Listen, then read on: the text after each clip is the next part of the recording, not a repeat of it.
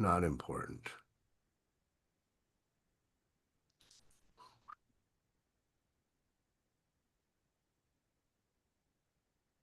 There we go. Not important.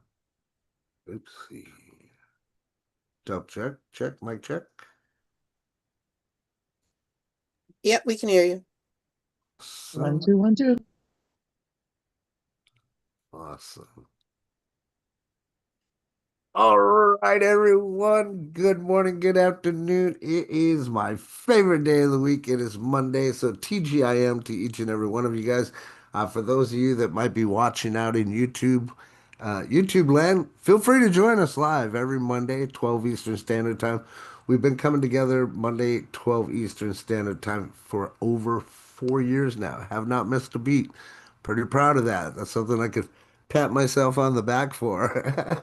When you talk about consistency, we're definitely consistent. So you can join us live by going to live.thelosttransition.com. Feel free to pop in. We have audience members in here that are waiting to greet you, say hello, and you'll get to learn and meet more about them. What we do here is we start off the show with some wins from those of you that are in the audience that join us live. We love to live vicariously through you. We want to hear all your wins, things that are happening, especially if they come from, joining us every Monday and getting the information that you need and want and desire.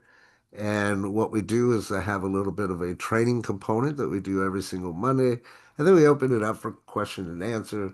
It's a nice little Monday Mastermind collaboration. Today is week 31.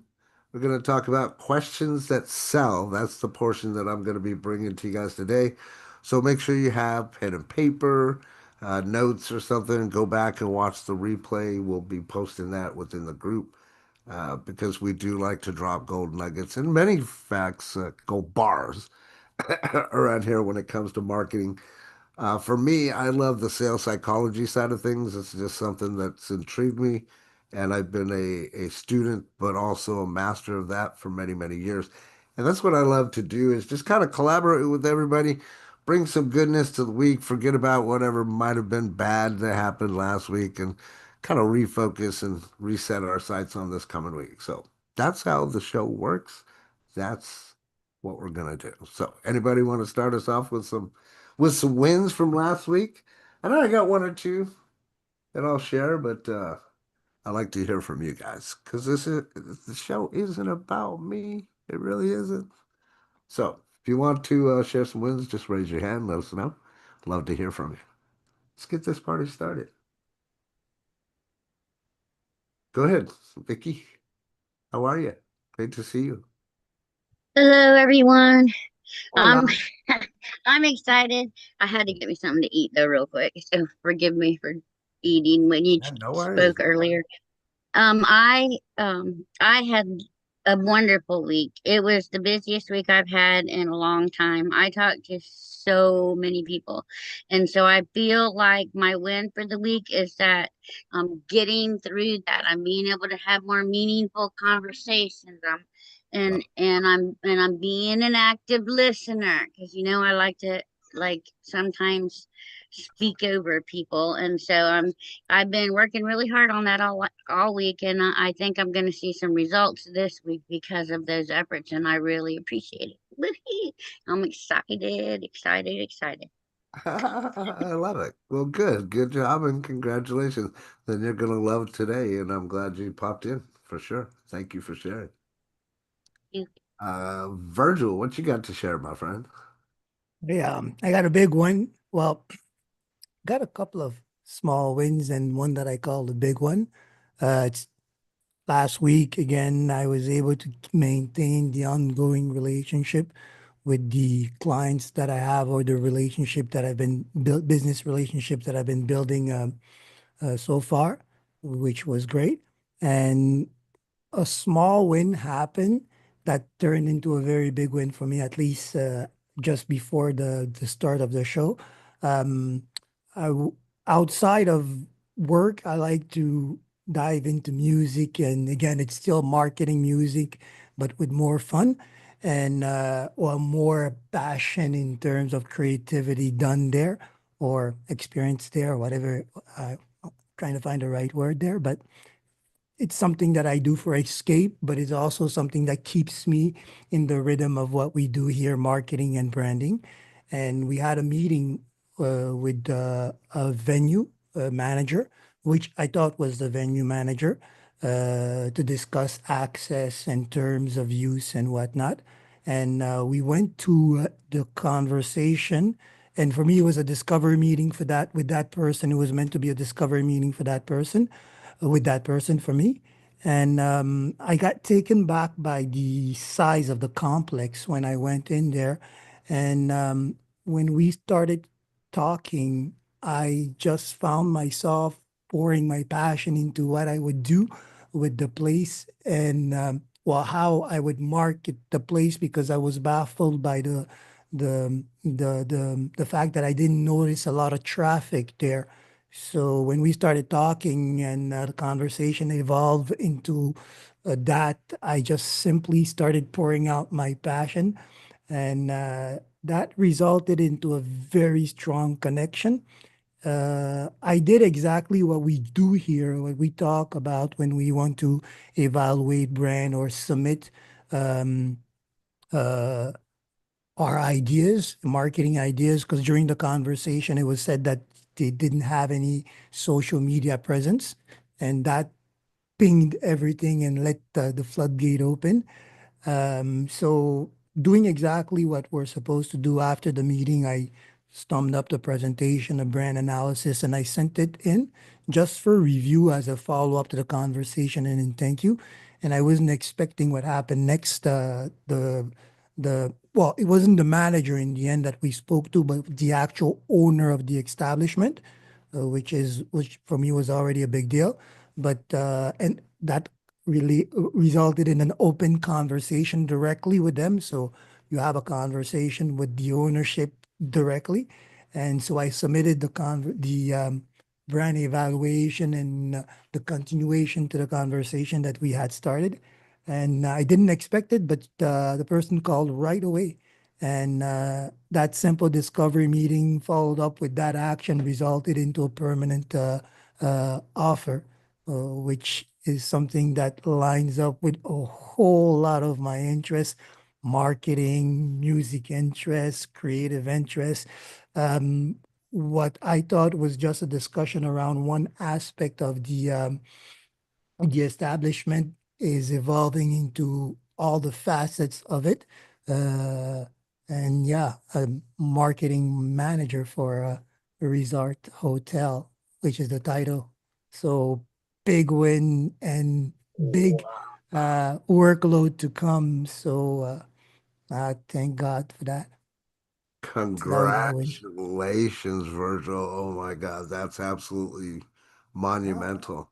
And the fact that you got to talk to the owner, well, man, you jumped through all the gatekeepers and all that fun stuff. So, congratulations, brother. Super, super proud of you, man. Very, very happy to hear that announcement right here live. Yes, you heard it live right here. I love it.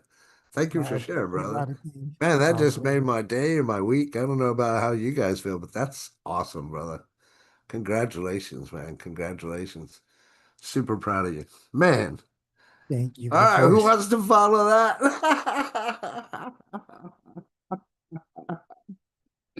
Keisha, what's up, my friend? What you got? Tell us some wins. I had a couple of them myself. So a couple of the clients I already had made some upsells and gave me some referrals. So that's been great. Right on. Um, Hey, that friend of mine that had hit the heart attack the other day that wasn't doing too well is doing much better, and he's been to keep his emotions up. Once a week, we'll meet up at the pool and just chill and relax. And my mother actually finally cleared me to put the darn garden in the backyard that we've been fighting over for months. She goes like, "Yeah, but I don't want to touch it. Yeah, but okay, fine." So I got the approval. And so I speak get David. to not only plant the garden, but play with all my engineering of how I want to make it self-sufficient. So It's been a wonderful weekend, and even my apps and stuff, everything is falling into place. Like I finally figured out how to monetize my actual brain. So Good. all the stuff that I need to go and learn, I decided to make each one of those things. I record all my process, and I'm selling those. Love it. Congrats. So all the That speed sounds learning I awesome. do, it's finally, I'm like, you know what? I'm tired of learning this and then teaching it. How about I just show you what I did? And how There, about you just do it yourself? Or you could go ahead and pay a monthly fee and I can walk you through it. there you go. So now you have plenty of options for people. Yep. By adding one thing, I ended up multiplying my offerings by a lot and being able to monetize my even my existing clients, being able to give them some upsells. So it's been actually a fun last few days. It's been one thing after another, and surprisingly, I have not been feeling overwhelmed, but the day's still young. It's been more exciting for me than frustrating. Well, good. That's great to hear. And you said your app's coming along better now? It is because I realized what was missing. I needed Airtable. I needed Airtable because Airtable allowed me to put everything in instead of being in a spreadsheet and not quite a database. It was still in a 3D model that not only can I build the app off of, but I can build all my bots, agents, and assistants off of that same thing with all the information in one place. It even will make it easy for me to update my ClickUp, my Notions, everything I'm working on. Airtable was what was missing. Love it.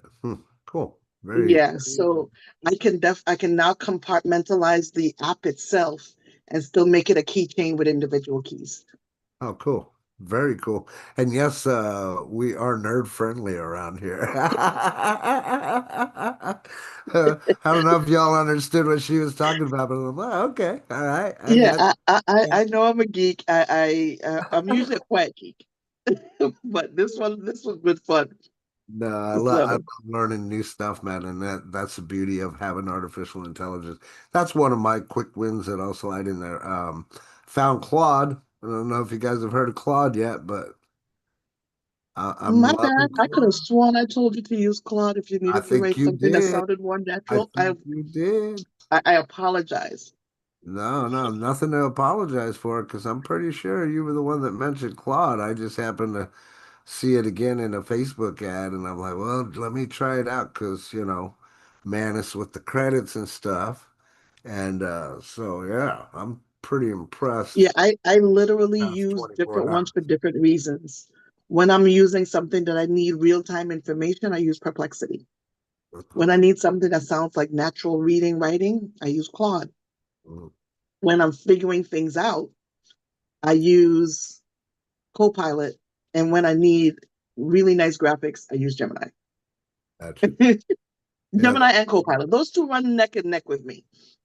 see, that's a So lot for me. I try to keep my stuff as condensed as possible, right? So, now side obviously ChatGPT, and then I was using Manus, but now I'm using Claude.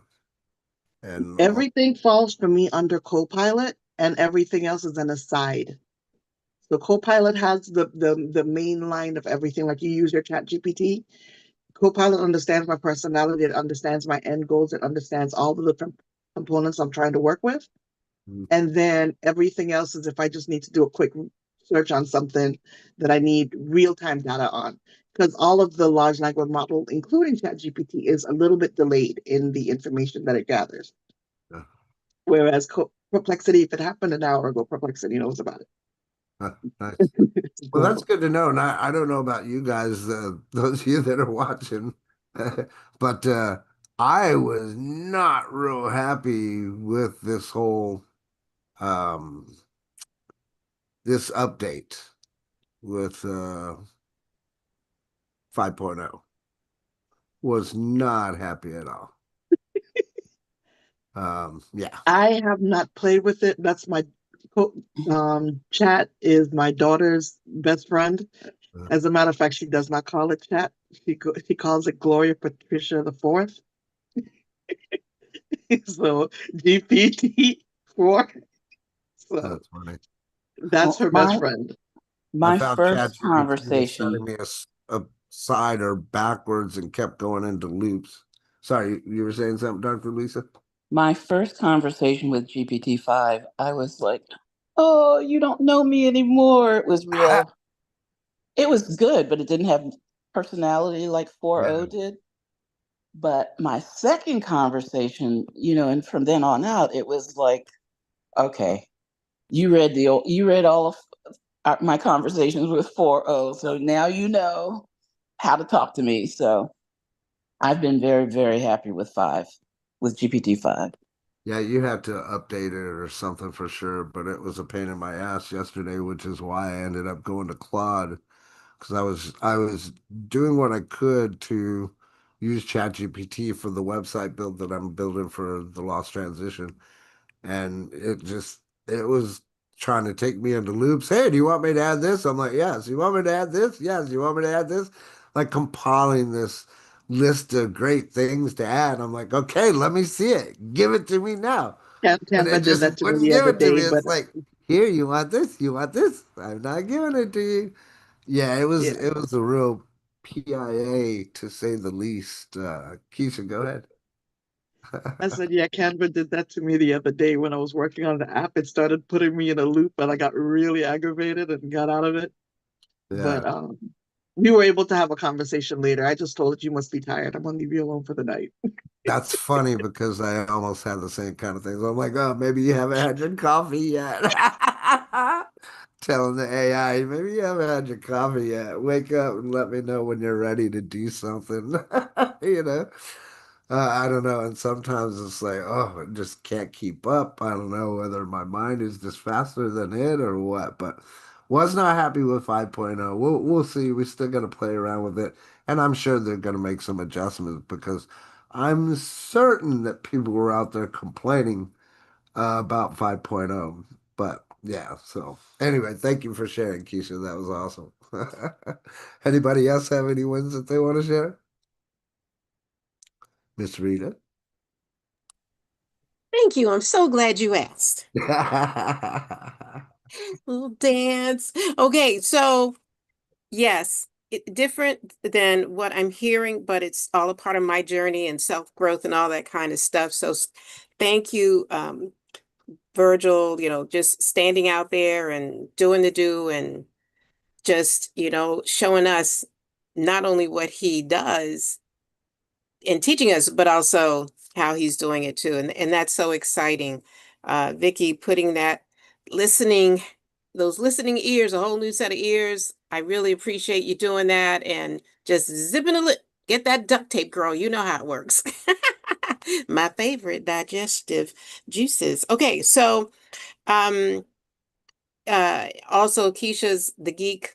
She, she's real geeky and yeah, she was speaking a different language. I just took notes and I can look it up. I can Google it later.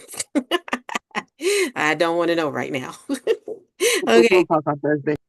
No, I don't want to know about it. Don't tell me. I heard enough. My head is already on blast. But personally, I did get another pet. Then I said I would never get one, but this is my pet. That's the one you were I talking. wanted one so bad. That one and the koala. Oh, that is funny.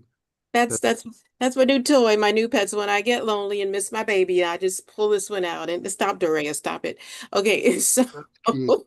um the my win is I've been working on a project that Coach had told me about I'm sure over a year ago. And the way, my brain works sometimes in absorption or not. And just reading over the stuff I needed to do, I got so much clarification. I'm so excited. And it's like the doors open up when you see it and you hear it often enough, which is why it's important to always come back here. Because just like one day I'll understand what Keisha was talking about.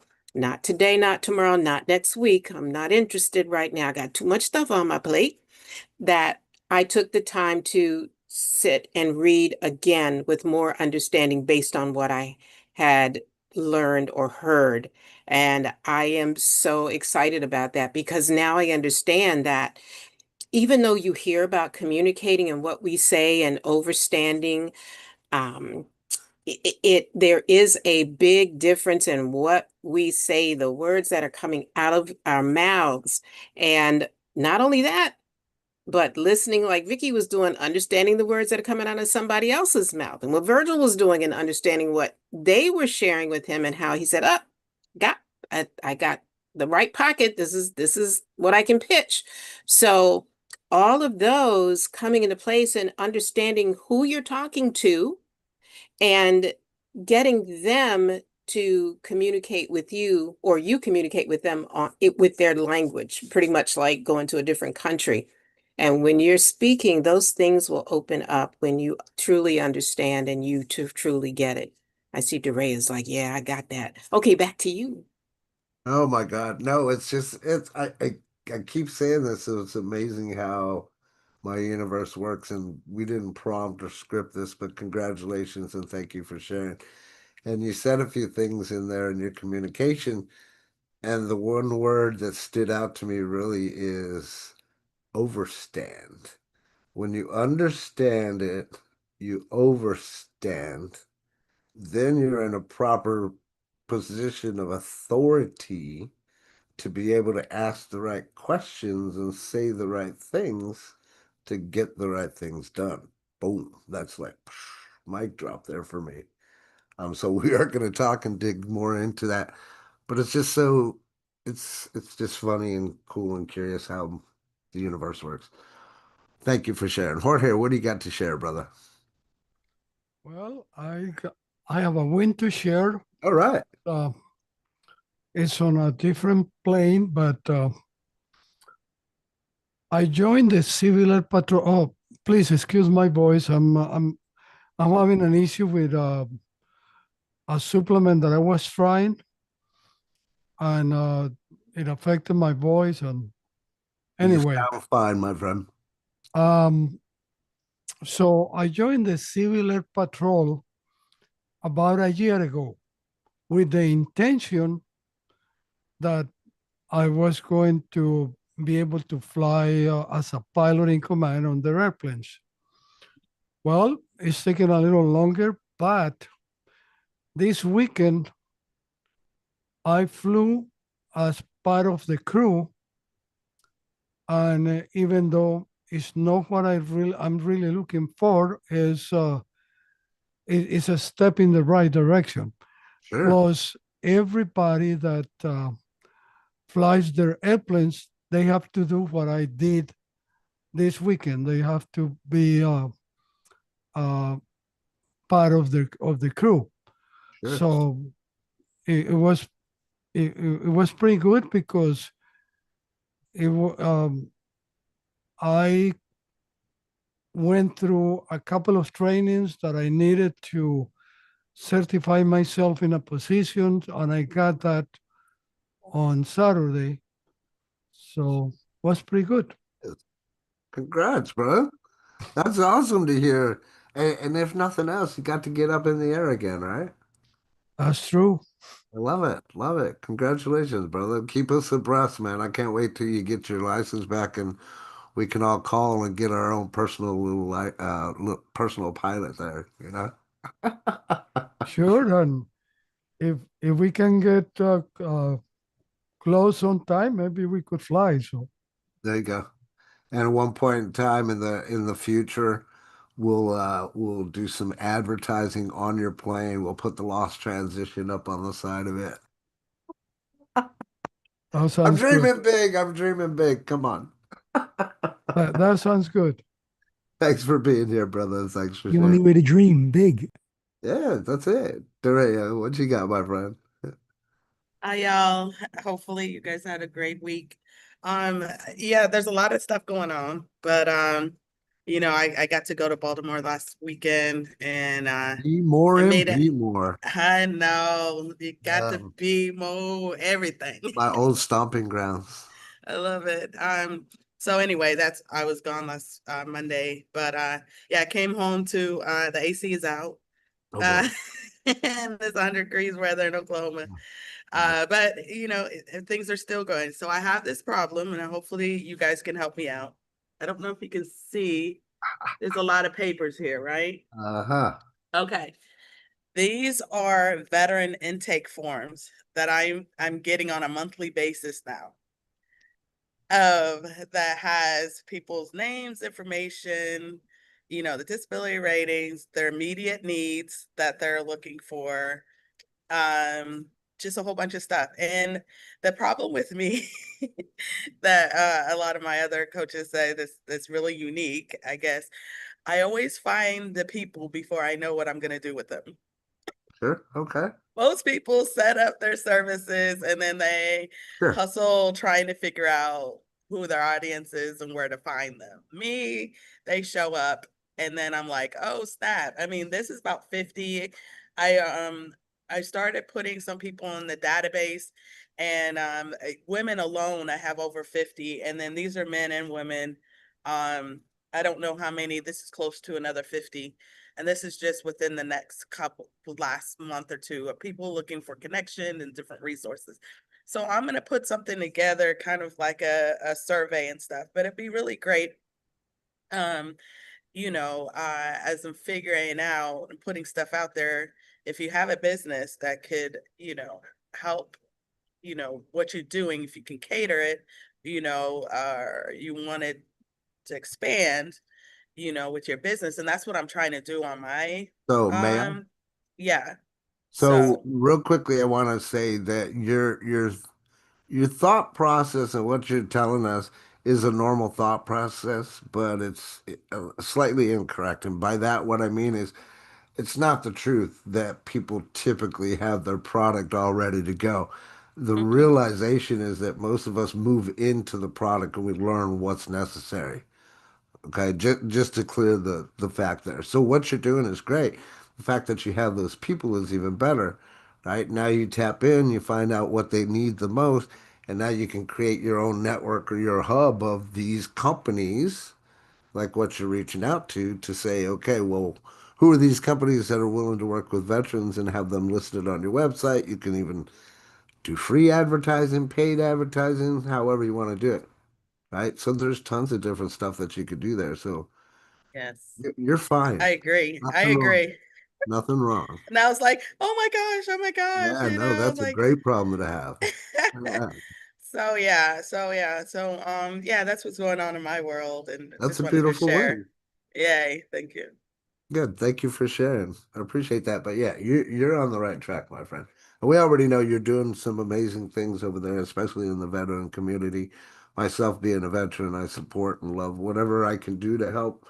By all means, reach out. You know, I do what I can for my veteran brothers and sisters. So thank you for sharing that. All right, my friends, let's dig into today's topic and information. Week 31. Bum, bum, bum. We're going to talk about questions that sell. So, as um as I've mentioned many times before, right? If you're in my inner circle, you already know this. If you're not, you should be. There's 7 different steps that I've kind of broken down that if you pay attention to those 7 different steps, you'll have success.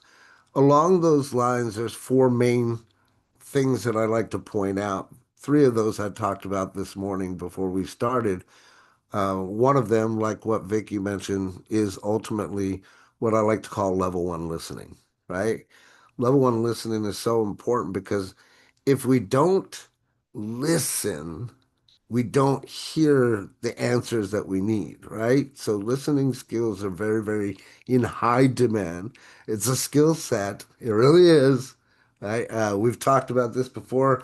You can use pen to mouth, or like we jokingly say with Rita, grab some duct tape, right? Whatever it takes, whether it's pen to mouth, hand over mouth, something, make sure that you're listening. Secondly, we talk about 2 of the greatest things that you can learn is to get really good at asking questions. And then, secondly, also telling stories, right? So, that being said, we're going to cover a couple of those different things today. And we're going to also give you guys some questions that you can ask while you're having a conversation throughout your normal routine that will help you uh, kind of get to the root of things, if you will, and find out more of like the psychological triggers that are happening that we've talked about in the past as well, right? So that's what we're going to talk about today. I trust that you guys get some value out of this. Make sure you take notes, and then, of course, at the end, I'll open it up for any questions and answers and that kind of thing. Okay. But here's the 80-20 rule. You hear a lot of this, right? And mostly when you hear about the 80-20 rule, most of us will tell you it's 80% like, value and 20% sales, right? But the 80-20% rule isn't just the rule for that, right? It's a rule for this thing that we're going to talk about, right? Which is 80% listening and only 20% talking. What I found over my vast amount of years of experience in marketing and sales is that the biggest reason that salespeople screw up or lose their sale is because of this. They talk too much and they don't listen enough. Another verbiage and thing, that a phrase that I like to put out there, and many of you have heard me say this, is the easiest way to close a customer is to let them close themselves, right? So we don't have to go out there, we don't have to be pushy, we don't have to be spammy or any of that stuff. Really, we just have to get really good at communication, the skills necessary for that. Overall, the best one to learn is listening, right? So we want to listen 80% versus talking only 20%. But we also want to include questions. If we're actively and engaged in a conversation, we don't want it to be one side over the other, right? So we need to think about this. And the reason that I explain this is because, again, with my experience, many times, you can relate it however you want to, but I used to kind of relate it to a boxing match, if you will. Whenever that person's having a communication, they're throwing swings at you that you need to listen or watch or pay attention to. And in essence, your retort or your answers to that conversation is like you swinging back. Or you can look at it like a tennis match, if you will, right? I'm hitting the ball into your court, you hit it back into my court, I hit it back into your court. Table tennis, whatever, however you wanted to relate this, right? Whatever makes the most sense for you, whatever connects the dots. But you have to be thoughtful, mindful, and ask the right questions. Like I said, get really good at asking the right questions. The person on the other side of those questions is going to tell you exactly what you need to hear so that you can help kind of move them in the right direction, if you will, so that they get above that, what I love to call the buying line, and then be able to take them to what people in the industry call the close. But when I say closing a customer, it doesn't just exactly mean closing them for a sale, right? Because if you've been around me at any point in time, you probably know that I say a sale to me is not just this exchange of goods and services for money. A sale happens all the time. And in fact, a sale is nothing more than just a transference of emotions. So by that, and you asking the right questions, you dig into the emotional value of what's going on with that person at the particular point in time, right? It's very important for us as growing leaders and established leaders to know and understand that we need to visit people and find out where they're at the particular moment in time, right? Because people aren't going to even join the business unless they're ready to make a transition or they're just sick and tired of being sick and tired, right? But that being said, that doesn't mean that they know what they're doing, right? We talk about how 85 to 90% of the people that are out there in network marketing don't even qualify. They literally don't have a clue. Maybe they've never done sales before. Maybe they've never done business before, right? There's so many different things that we can ask or find out about why they're not qualified. But let's not dwell on that. Let's dwell on the things that we can learn, that we can share, that we can trade off and pass off with other people so that they learn how to do this industry and learn how to do it the right way, right? So let's follow the 80-20 rule. listen more than we speak. Now, that being said, there's different types of sales questions that we can ask throughout our conversation, and they're meant to do different things, right? You hear me talk a lot about the psychology of sales. This is why I like to put all this stuff together so that eventually it'll all make sense to you, right? And you'd be like, oh, okay, I remember when Robert said this, and I remember when he talked about this. Oh, I remember this question that he gave. I remember this whole script that he gave me that all I had to do was just insert my name and who I was working for, right? So the four that we're going to cover or talk about is rapport and connection, discovering qualification, and then we're going to dig a little bit into those emotional triggers that we talked about. I want to say it was like 2 or 3 weeks ago, something like that. Don't quote me. You could go back and look at the replays because they're there. And then closing and commitment. Now, and part of the reason that I say this and want to do it this way as well is because you guys have heard me talk about that buying line. So the buying line, as I mentioned, there is not one customer that's going to buy into whatever the heck you're doing or selling unless they are above what I call that buying line. The buying line is not a physical line that you see. It's an emotional element that must be recognized. You must have the awareness to see, oh, okay, I've asked the questions and said all the things that I need to say for them to make a buying decision, right? Which is important when it comes to closing and getting the commitment of the customer. Okay. So, that being said, rapport and connection, the first one that we're going to talk about, it's designed to build trust and establish a positive relationship. Now, when we say rapport and connection, I need to make sure that I'm putting down a baseline and that people understand, right? When you are the hero, okay? When you are the hero and people are coming to you, you don't necessarily have to build rapport up front. And what do I mean by that? What I'm talking about is most times you'll hear me talk and say, well, when you're outreaching, you want to connect, then build rapport, right? So in the case that you're outreaching, just again, so that we have a benchmark, so we all are clear, perfectly clear on what I'm talking about. If I go and I reach out to somebody that's brand new, I'm going to make that connection. I'm going to do what I can to build rapport.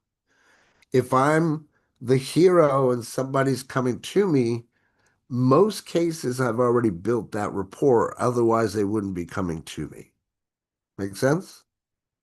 So I don't have to worry about sitting there and try to dibble dabble and build rapport with somebody that I already have rapport with.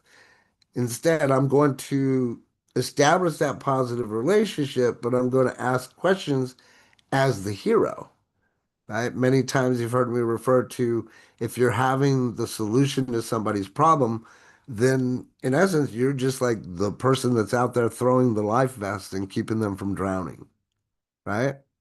But there's a distinguishable difference. That's what I want to make sure that we're clear on. So you have to demonstrate genuine interest in the prospect.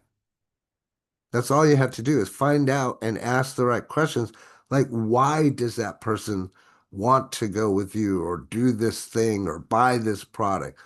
Get deeply emotional with the product if you can, especially if you're having a conversation before buying, right? But that first part of building a rapport and building connection, again, it's clear to understand and identify the differences. If they're coming to you as a hero, you're not going to have to worry about building so much rapport. If they're brand new, then yes, find those three things in common within the first 5 minutes of the conversation. Okay? So, moving on. Second one. Go ahead, Virgil. You had a question there? Oh, I actually wanted to add to that because Sure. the conversation well, the experience that I just went through, coming back to that was actually all created around that first step here. And it's even more true when you're selling yourself. If you are the one providing service, if the person doesn't trust you from the beginning, or you don't show genuine interest in what service their needs, that doesn't work. One of the take away from the conversation from the person I spoke to is that she said, I decided to trust you the moment where you said, let's not talk about money. Let's talk about what we can build first before anything. And that's something that I said during the conversation. I was like, it's not about money. It's really about achieving a certain goal with this place. And when we had the comeback of the conversation, she brought me back to that. She goes, I decided to trust you the moment when you said that. And from that point on, I think this is where everything happens. So this is so much, it's a game changer, understanding and navigating that part. I love that, and thanks for adding that. And in essence, I'll tell you what you did, even if you don't know what you did, is you actually answered an objection in advance that she already had. So awesome, awesome, and thanks for adding that. Sure. So back to discovering qualification, right? This is again why we want to ask these questions because ultimately, like you hear Virgil talk about, it's a discovery process, right? And you also heard me say earlier that most people don't qualify. So let's think about the discovery and qualification process because look, I know you want to build your business. I know you want to sell whatever it is that you want to sell, but at the same token, if you just let everybody join, then you're going to go through the same thing that everybody does to where they might get 10 people and two of them will stick, right? If you're lucky, maybe three. So if you don't do the discovery and you find your pre-qualified people that are actually meant to be in your business, your organization, work with you, then you're going to go through the same things that I and any other leader went through before identifying and finding these things out. But ultimately, qualification is the big thing because, as I mentioned, people don't qualify for this. But if you can find people that are actually coachable, oh, there's the key factor. So within your qualification, you need to be asking, are you coachable? If you're not asking that question throughout your discovery call, you being the leader and in my situation, then I wouldn't bring them on board. Even if you're in an affiliate marketing company, quite honestly, Legal Shield or anything, ask them, say, are you coachable most of all? Right? If you're not asking that question, you should be. But the discovery and qualification process is, as it says, it's there to uncover what the prospect's needs, challenges, and goals are. And many times, right, people aren't going to know all of the challenges or needs that they're going to have, especially if they're first starting off. Drea, go ahead. You had something you want to add? Sorry. Yeah, so um I can't imagine you asking, are you coachable? And they're gonna like, no. So what is some ways or maybe some hesitation that you can read when you ask the question? Like what is an example of a question you ask to see if they are, or do you give them a couple of steps to do to see if they follow instructions? How do you do that? Because I know in some areas I'm not coachable. So I'm trying to think of myself and how I respond, because I don't listen just to any and everybody. But well, how do you do that and how do you figure that out?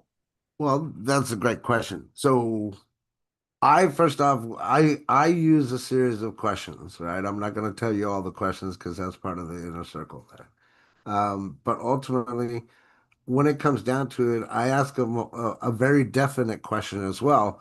I say, how serious are you on a scale of 0 to 10? Right? If they don't tell me 10, I'm done with the interview. They don't qualify. So if they tell me 10, the final question that I'll ask them is say, look, I coach a lot of people and I'm not here to waste your time or mine. Are you coachable? Because that's going to be a big factor. And by then, if they're already at 10, they're going to be coachable. But that's the big key one there. If people aren't ready or serious on it at 10 or higher, don't bring them on board. I know I say this. I know this is going to go in one ear and out the other.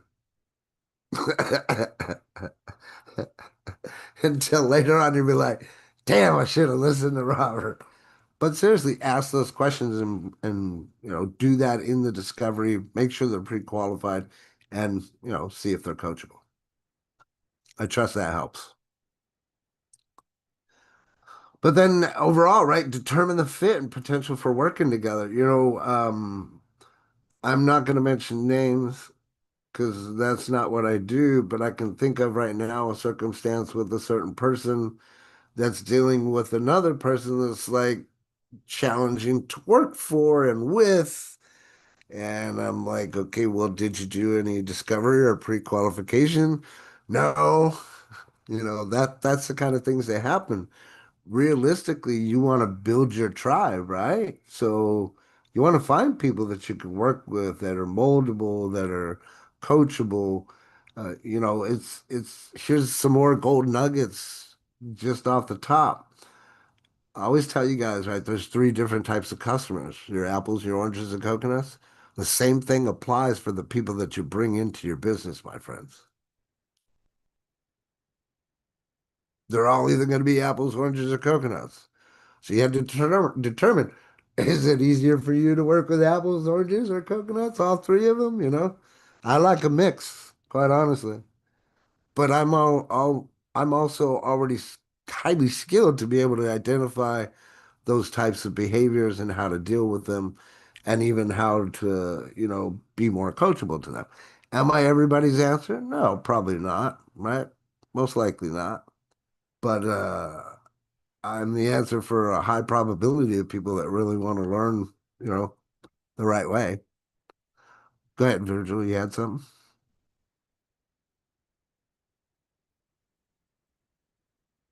You're muted. You're muted, brother. You're talking to yourself. Sorry. I'm not sure how this applies, but I definitely think that it can help.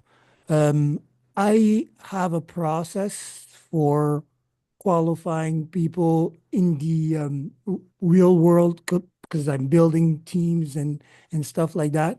And the way I Can qualify can we people is that can we cover that maybe at the end there so that we're not distracting from what we're talking about, brother?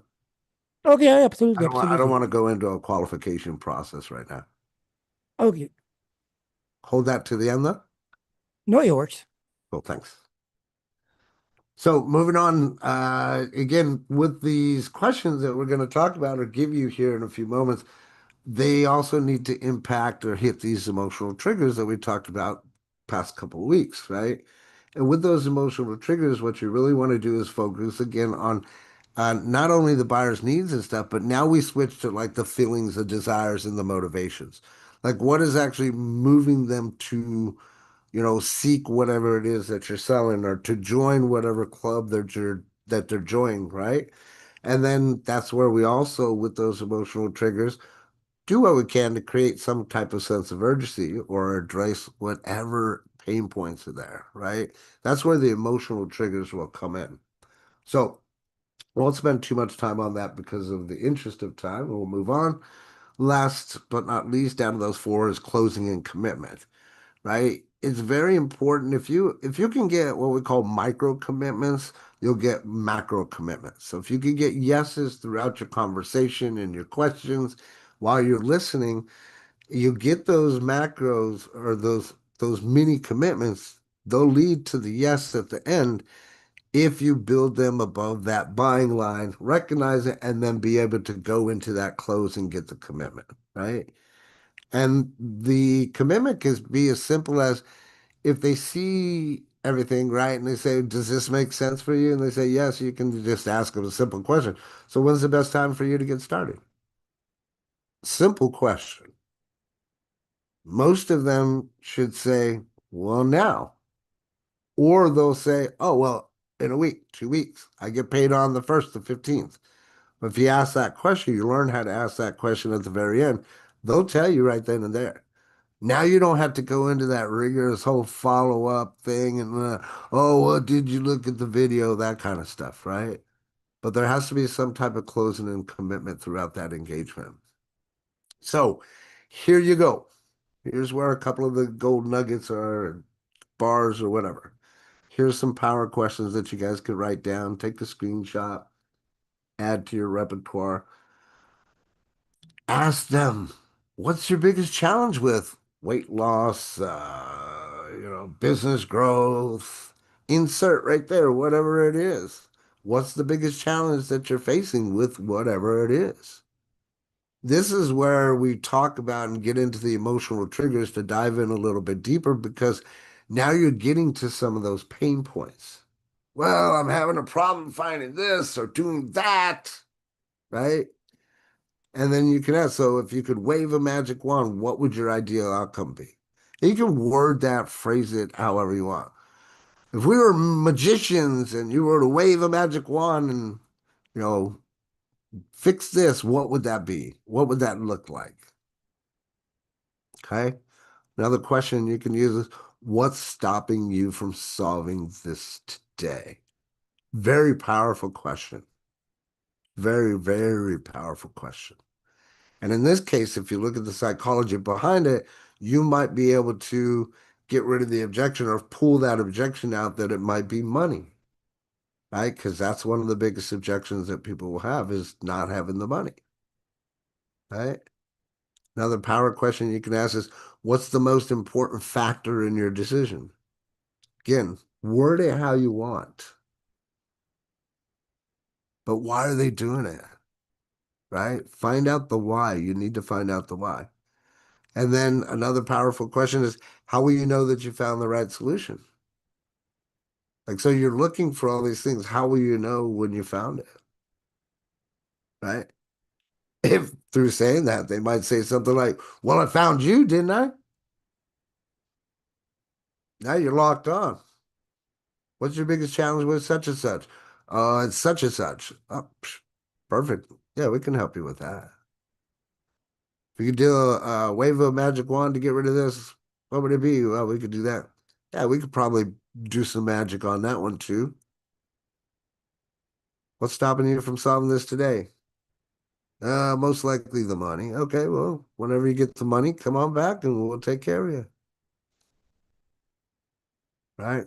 So use these questions. There's at least 5 of them there. And then if you're in the inner circle, you should have the other 6 that we would normally use on a day-to-day. Okay?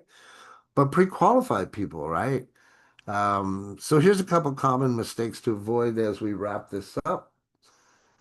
Asking yes or no questions. So we've talked a little bit about this before in boot camp. There's a difference between asking what we call close-ended questions and open-ended questions. Close-ended questions just mean you get a simple yes or no. This is good in the salesperson's mind. It's good because we're talking about those micro commitments, right? And us wanting to get them to say yes. So, although, yes, we will ask some of those yes or no questions, it's important to ask more open-ended questions, especially if you're doing the qualification process. This way, again, you can tap into more of the subconscious, find out why they're doing it, right? Why are they looking for the solution that they're looking for? Big mistake making assumptions, right? Making an assumption that you know everything about their particular situation without asking and finding out, without asking questions and listening. Don't make an assumption that just because they told you this one part that you have their whole life figured out, because many times it's different than what you might assume, right? Now, letting the prospect explain. Yes, you want them to tell you. Tell me, how long have you been in this situation? Like what's going to happen if we don't fix this? Talk to those pain points. What you don't want to do is do all the talking. Remember, let's go back to the 80-20 rule that we talked about at the very beginning. You also don't want to trying to close too quickly. That's a big mistake. Again, there is your script. The best way that I can explain this off the top of my dome. The presentation that I used to use direct marketing literally took about 7 minutes. Within 7 to 15 minutes, I could knock on the person's door, close them, get them on a verification call. Yes, yes, yes. Sign their paperwork, give them theirs, and be gone within 15 minutes. 15 minutes. So Why am I telling you this? Because all of these things that I'm telling you, literally, if you go through and you ask the right questions, and obviously I'm saying this too because not everybody is as skilled as what we're talking about here. But if you learn these things, you can close a customer within 6 minutes to 45 minutes within a presentation. It's all it takes. Literally, I could close somebody in 6 minutes. Sometimes I can close them even faster. And why? It's because of all the things that we talk about pre this webinar. It's all the things that we talk about with the branding and having the website set up and what you put out there, what you post on the daily, on what we talk about in day 5 boot camp. It's all those little things that add up to that, right? So I trust you guys got some value. Let's open it up for a Q&A. Any takeaways that you guys got? But I want to hear like key lessons. Maybe you learned something that you didn't hear before. What question might you take from here that you're going to use moving forward? How will you use some of these questions this week? Because ultimately, this is what we're talking about, right? Mondays, we get geared up for this week. What's new that we're going to learn, and then we can apply to our business. Because we can sit here and learn and learn and learn, but if we never take action, never apply, nothing's going to happen. So, anybody, go ahead, feel free, raise your hand, and we'll open it up. You guys got any questions, comments, concerns? Virgil, if you'd like to address what you wanted to talk about, by all means. Yes, coming back. Well, you actually made that point as you went along because I was going to say what the way I usually qualify people is by just observing how they commit to a series of micro commitments. And Sure. that's right what you put in after. I actually didn't have that word. So you actually uh, put it in perspective for me. So now you see Micro why I didn't want you to do that when you did. Yeah, no, you did it the right way because you were answering basically micro commitments because we qualify people through things and people can say yes. They can tell us what we want to hear as well when we're trying to qualify them with question, but it's also how they commit to what they say or these micro engagement that we put together or put before them. That's usually how I see it. Sometimes people won't be willing to commit now, but will come back and then follow through the commitment process. So it's really how you gauge it yourself, build a few micro commitments, or see how the client reacts to these um, um, commitment interests that you show as well. I guess that's what I wanted to add to that. But yeah, you had it right. 100%. Micro commitments. Yep, 100%, brother. I appreciate that feedback too, and I'm glad that you saw the method to my madness. There's a reason for that. But yeah, and if you're doing it the right way, again, too, you don't have to play the whole follow-up game. You don't have to play the whole chasing people down. Hell, you don't even have to go through any of the normal objections that people would go through, right? If you do this the right way and you're diligently asking the right questions, right? So thank you for that. Keisha, go ahead.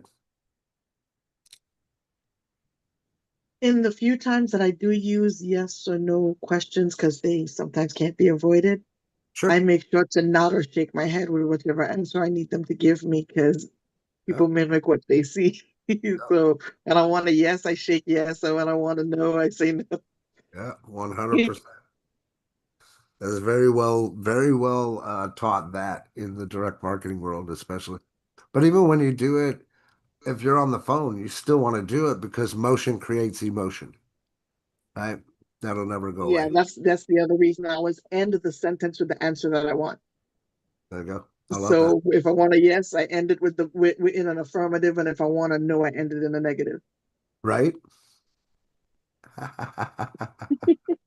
As another example, the word right and the enunciation and how you say it, right? Virgil, go ahead, brother. Oh, I just wanted to ask you if you could go back to the 5 question. I missed the last one there. Yeah, totally. Uh, how will you know you found the right solution?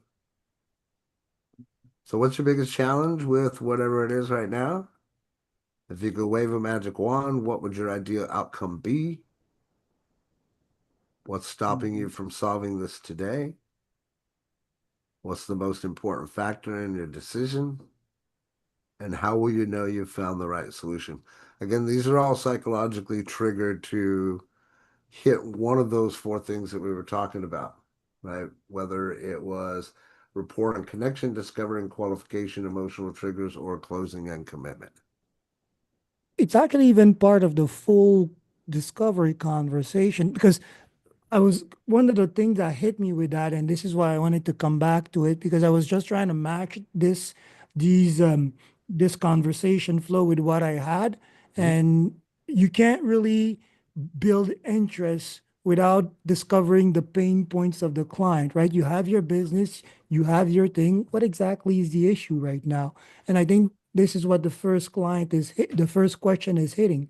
And if you go at it just at the source, and this is what I was trying to pick out because it's going to be maybe hard for me to remember the questions, but the emotions that you're probing for each time with these questions are the one that you want to keep in mind, right? What are your pain points? What would be the desired outcome that you're looking for immediately? What is the immediate hurdle that you're facing? How do you measure your success rate or the success of what I'm going to be offering next? And how do you know that I, well, how will I know to convince you? Tell me, how do you know your right solution? So these are powerful questions and a powerful flow of conversation and discovery. Yep. Wow. I Yeah. love that too. And the other thing, if you notice, a- again, why I said put it in your own words. If you feel like you're having a conversation and you're saying, well, what would your ideal outcome be? And that seems too smart for you or too nerdish. Say it the right way. Like say it person to person based off of whatever the personality is that you're talking to. So, what would you want to see? Instead of what would your ideal outcome be? So I'm glad that you threw that in there too. So thank you. Vicky, what you got, my friend? Trust everybody got some value out of this. I mean, I know when I talk about this stuff, it's really getting down to brass tacks, just diving in deeper, especially when it comes to the questions that we need to be asking. So I trust this helps. What you got, Vicky? I'm not sure I'm going to ask this question correctly or not. Sure. That's all right. But you know how when you've been working online for a long time, you've got a lot of people that are new, that have absolutely no experience, don't even know how to do, say, list marketing or anything, Yep. anything. Okay. Is there particular pre-qualifications that you could kind of add in what you're sending out to generate leads so that you're able to get a higher quality? Well, I don't know that if I because I mean somebody understand, can be new. I don't want to sound terrible because somebody could be new and still be higher quality because they may sure, already have a lot of knowledge. sure. But how can you reach to get people that are real more serious and you know that I don't know what the right question is, but just a higher level instead of the straight newbies. Well, You I know, could I mean, say do you put a price tag on it ahead of time? You know, I don't know. Don't so. Let me see if I can try to address what you're asking. Okay. know. Because again, this whole thing is all filtering and sorting. We have to understand it's all a filtering and sorting process, right? So if you're looking for Hmm. higher caliber people, I hate to use this phrase that my one of my mentors used to say, but in order for you to find the one, you must be the one. Right, Mm, So first off, it starts from us and within. Obviously, we're all here. We want to learn. We want to step into our power, step into our leadership, right? So that's number one. Secondly, would be the content that we're putting out there and posting, right? right, To attract what it is that we're looking for. Then the third would be that whole pre-qualification conversation. right, Throughout the conversation, you not being the person, and I'm not saying you are, you're not being the person that acts like they're desperate and needs somebody on their team, right? right. Let Hmm. them close you on why they should be on your team. So hey, I'd love to have you on the team. Like, what would you bring to the team? Like, are there certain skills or qualifications that you're really good at now? This is where you as a leader start developing your team and you find out what people are good at, right? But again, if you don't ask those questions, you're never going to know. They'll never tell you. So you ask those types of things. So what have you done in the past? That's part of the rapport building too. You know, especially if after they've joined, like what have you done in the past? What are your skills, strengths, weaknesses? You know, ask those questions. Don't be afraid to ask them, especially of your teammates or prospective teammates. And there's nothing wrong at all with saying, you know, at this time, I just don't feel you're qualified. You know, especially if you're asking the how serious are you on a scale of 1 to 10. And if they tell you they're at an 8 and say, you know, and let me clarify this too. The reason I say no, you're not qualified, if they don't say 10 or higher, is because if they say 8 or 9, any of that, they'll quit in 2 weeks to a month. Right. You have to understand that. Everybody that's watching out there in YouTube land or anywhere else, if you don't pre-qualify them by asking that on a scale of 1 to 10, how serious you are, and they don't say 10, that's the best time to say, you know what, man, you don't qualify. And what's going to happen is funny because there's this an emotional exchange. They're going to be like, what? What do you mean I don't qualify? Right? And then you have to explain it. Well, look, if you're not at a 10, then that just means that you're not serious enough. And odds are you'll quit in a week or two. And I'm not looking to work with people that are going to quit. Yeah, I remember that part from a previous recording. I don't know if it was from the the boot camp or not, but I do remember that part. But so it's kind of a combination of each.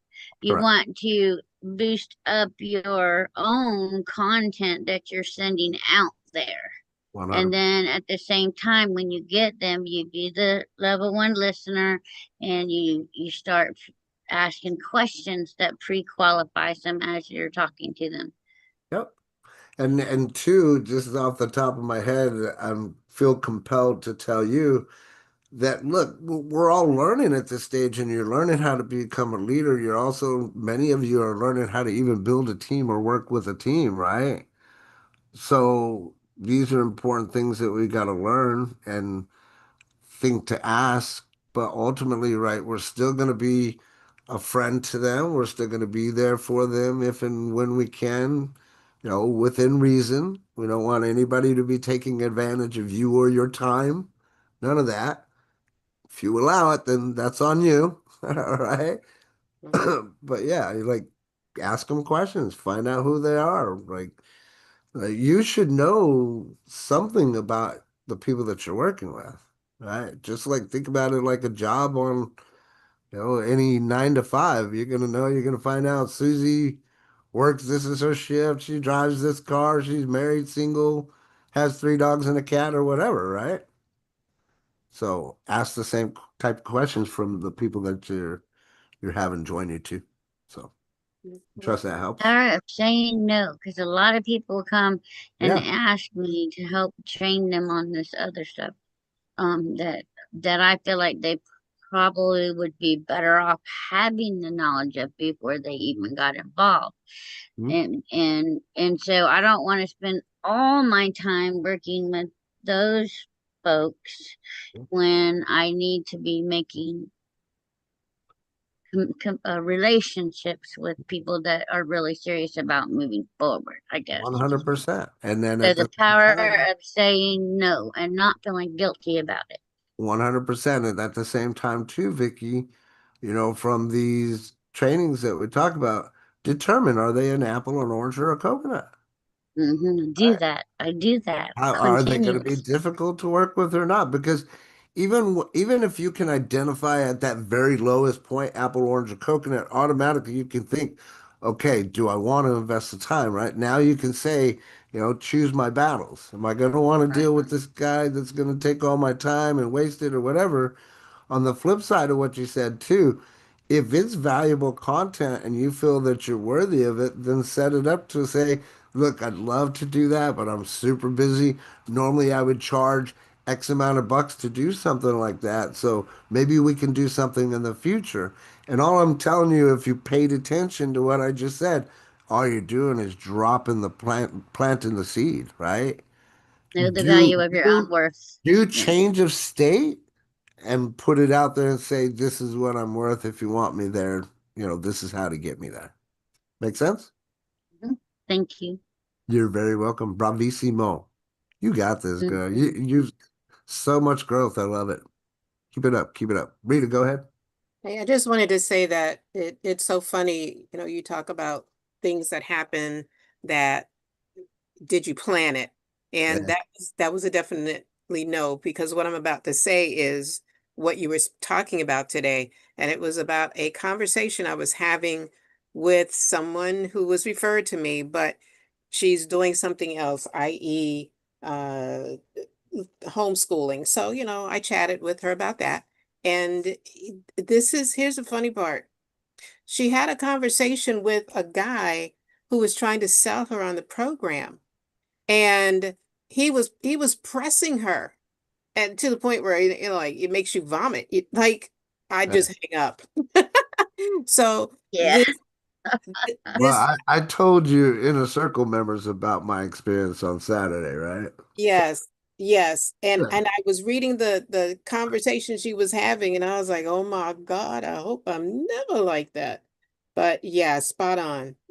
When you see it, you know it. You're just like, oh, you. So I told her you need to refer him to the lost transition. I love it. Love it. Oh, Yeah, that's man. This is free for anybody to come join us. We're streaming live on YouTube. I find a lot of value in it. I enjoy each and every one of you guys coming and taking part of this. It's the whole reason why we do this.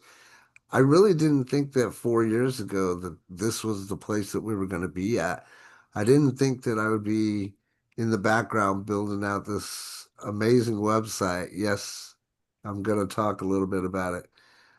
And ultimately, what my goal and my vision is for this website, this community that we've built together, is to take all those little problems that I've seen in the network marketing arena and do my best to squash them, to get rid of them, to give you the tools that you need to, you know, take your income, your business, whatever it is that you're doing, maybe even your life to just the next level, right?